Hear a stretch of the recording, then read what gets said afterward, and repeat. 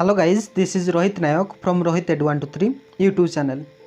Today मैं discuss करने वाला हूँ टिकटॉक बैन इन यूएसए के बारे में। ओके, उसी इंसिडेंट को इसी वीडियो में थोड़ा एनालाइज करूँगा। Then let's get started.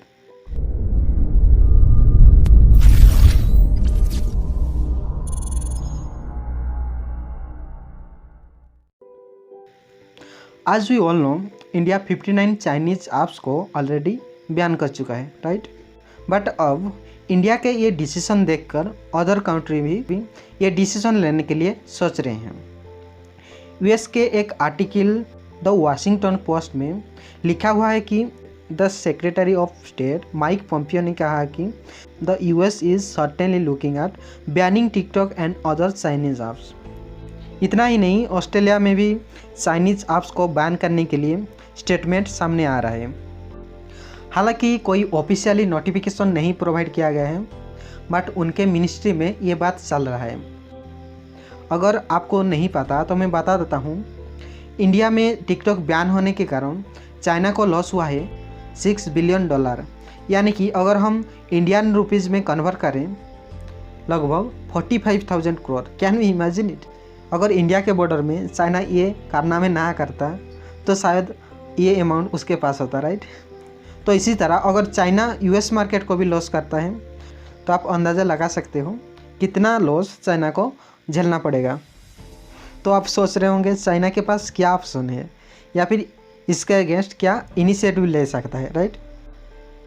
तो इसके लिए spokesperson of Chinese embassy in India Ji Rong ने यह कहा कि the ban goes against the general trends of international trade and e commerce.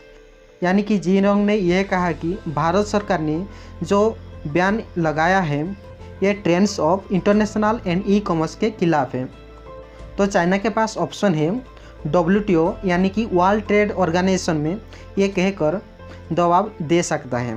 पर मैं बता दूं, इससे चाइना कुछ कर नहीं सकता, क्योंकि WTO के अंडर एक ऑप्शन है कि सिक्योरिटी क्लॉज, यानी कि जो चीज़ कंट्री के सिक्योरिटी को ठोस पहुंचाता है उसको इंडिया या फिर किसी भी WTO मेंबर बैन कर सकता है। आपके जानकारी के लिए बता दूं, यूएसए के बहुत सारे स्टेट एंड यूरोप में भी ये बात चल रही थी कि यंगस्टर एंड चिल्ड्रेन को ये टिकटॉक के थ्रू बहुत नेगेटिव इम्पैक्ट पड़ रहा है। इसलिए ये बात चल रहा था कि आइदर वो टिकटॉक को रेगुलेट करके एज रेस्ट्रिक्शन करेंगे या फिर लॉन्ग टर्म के लिए बैन लगा देंगे। इसके बाद एक फैक्ट बताता हूँ। चाइना के अंदर सोशल मीडिया जैसे कि यूट्यूब, इंस्टाग्राम, फेसबुक अलाउ नहीं है, क्योंकि अगर ये अलाउ कर दें तो चाइना के लोग ही अपने गवर्नमेंट के अगेंस्ट सोशल मीडिया में डिजिटल वार शुरू कर देंगे। आपको पता है आज के दिन चाइनीज़ कम्युनिस्ट पार्टी दुनिया को इशारे पे चलाना चाहते हैं। आपको शायद पता होगा, कुछ दिन पहले कुछ टिकटॉकर चाइना के अगेंस्ट कुछ उल्टा सीधा बोल के वीडियो अपलोड किए थे, तो उस वीडियो को डिलीट कर दिया गया, क्योंकि चाइना ये नहीं चाहता कि उसके अगेंस्ट में कोई उल्टा सीधा बोले।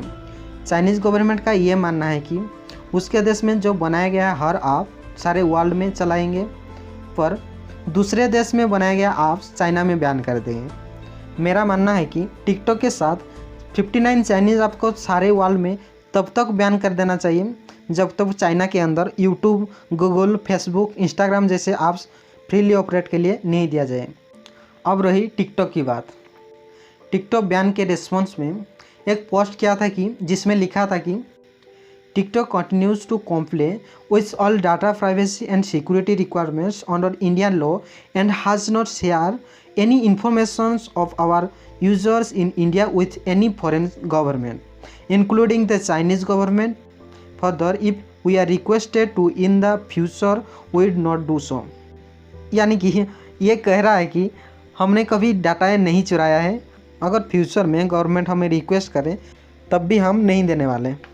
बट मैं बता दूं, ये इम्पॉसिबल है, क्योंकि चाइनीज़ इंटेलिजेंस लॉ 2007 के आर्टिकल 14 एंड आर्टिकल 16 के अकॉर्डिंग चाइनीज़ गवर्नमेंट जब चाहे कोई भी कंपनी से किसी भी डाटा मांग सकता है। ये देने के लिए एक कंपनी बाउंड है। अब डिस्कस करते हैं यूएस में टिकटॉक बैन करने का पॉसिबिलिटी कितना है। और यूएसए के secretary of state Mike Pompeo ने ये कहा है कि टिकटॉक को बैन करेंगे तो खूब जल्दी बैन हो जाएगा। मैं बता दूं 2019 से ही यूएसए में बैन करने का प्लान हो रहा था। यहीं पे वीडियो को ख़त्म करते हैं।